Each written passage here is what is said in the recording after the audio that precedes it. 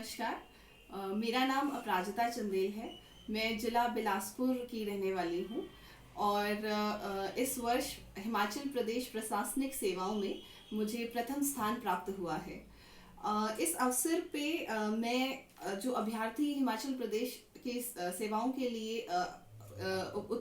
Appear कर रहे हैं उन्हें कुछ बातें बताना चाहूँगी अपने एक्सपीरियंस के बेस पे। तो सबसे पहले तो मैं ये कहना चाहूँगी कि one should be always positive and stay confident. जैसे कि मेरा खुद का ये 5वां अटेम्प्ट था और इस बार पहली बार मैं मेंस क्लियर कर पाई और इसी अटेम्प्ट में मुझे फाइनल में रैंक 1 भी मिला। तो मैं कहना चाहूँगी कि बहुत सारे ऐसे मोमेंट्स आएंगे जब आपको लगेगा कि नहीं, मुझसे नहीं हो पाएगा या मुझसे नहीं हो पा रहा है। तो मैं इसमें यही कहना चाहूँगी कि आप पेशेंस रखें, अपनी कमियों को जांचने की कोशिश करें और उन पर काम करें, तो सफलता आज नहीं तो कल आपको अवश्य मिलेगी। मैं दूसरी चीज़ कहना चाहूँगी कि जब भी आप तैयारी कर रहे हैं किसी भी एग्ज़ाम के लिए, सिर्फ इस एग्ज़ाम के लिए नहीं, आपको हमेशा ध्यान में रखना है कि आपका सिलेबस क्या है। सिलेबस आपके लिए गाइडिंग मैप होना चाहिए। आप हमेशा अपने सिलेबस को सामने रखिए, अपने दीवार पर लगाइए और जब भी आप कुछ पढ़ते हैं तो हमेशा सोचिए कि ये आपको किस तरह से आपके सिलेबस में आता है और किस तरह से आपको परीक्षा में पूछा जा सकता है। इससे आपका मेंटल प्रिपरेशन होगा और जब भी आप एग्जाम में वो प्रश्न देखेंगे आपको कॉन्फिडेंस आएगा। साथ ही ये जानने के लिए कि किस तरह के प्रश्न पूछे जाते हैं और किस तरह की तैयारी करनी चाहिए, आप प्रीवियस ईयर क्वेश्चंस को हमेशा रेफरेंस और बेस बनाकर चलें। जब भी आप कोई सब्जेक्ट खत्म करें, प्रीवियस ईयर क्वेश्चंस फिर से देखें ताकि आपको ये पता चले कि जो आपने पढ़ा है वो किस लिमिट तक सही है और आपको उसमें और क्या इम्प्रूवमेंट्स करने की ज़रूरत है, आपने क्या छोड़ दिया है। इस तरह से अगर आप रिफाइन करेंगे तो आपकी प्रिपरेशन बहुत ज़्यादा अच्छी हो पाएगी और जब आप परीक्षा में बैठेंगे तो आपको लगेगा कि ये चीज़ें आप पहले से ही तैयार कर आए हैं। इसके अलावा क्या सोर्सेज रेफर किए जाएं, बहुत सारे अभ्यर्थी हैं जो जानना चाहते हैं कि किस तरह से सोर्सेज देखे जाएं।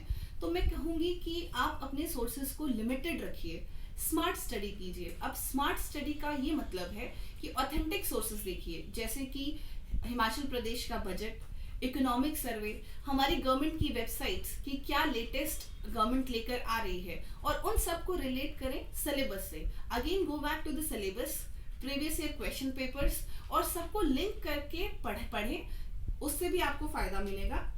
इसके अलावा आप जो भी पढ़ते हैं कहीं से भी उसके हमेशा नोट्स बनाएं। नोट्स अगेन सिलेबस के फॉर्मेट पे, सिलेबस में जो टॉपिक्स दिए हैं वहीं पर करंट अफेयर्स, स्टैटिक नोट्स, जो भी है टॉपिक वाइज आप नोट्स बनाएं। सोर्सेज लिमिटेड रखेंगे तो रिवीजन के लिए ज़्यादा टाइम मिलेगा, तो पेपर में अच्छे से रिप्रोड्यूस कर पाएंगे।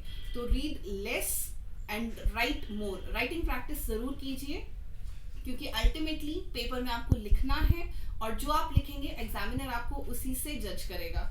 तो to improve your writing, practice more, read less and specific and more number of times. इसके अलावा ये तो थी पढ़ाई की बातें। मैं ये कहना चाहूँगी कि डेफिनेटली एडमिनिस्ट्रेटिव सर्विसेज के लिए पढ़ाई में ज़्यादा नंबर ऑफ आवर्स देना ज़रूरी होता है। इनिशियली स्पेशली जब आप सिलेबस कवर कर रहे हैं तो आपको गुड इनपुट ऑफ टाइम देने की ज़रूरत है, परंतु आप हमेशा ये ध्यान रखें कि आप कुछ ना कुछ फिजिकल एक्सरसाइज करते रहें, क्योंकि फिजिकल एक्सरसाइज करने से, जॉगिंग, रनिंग, आपका माइंड बहुत ही अलर्ट और एक्टिव रहता है।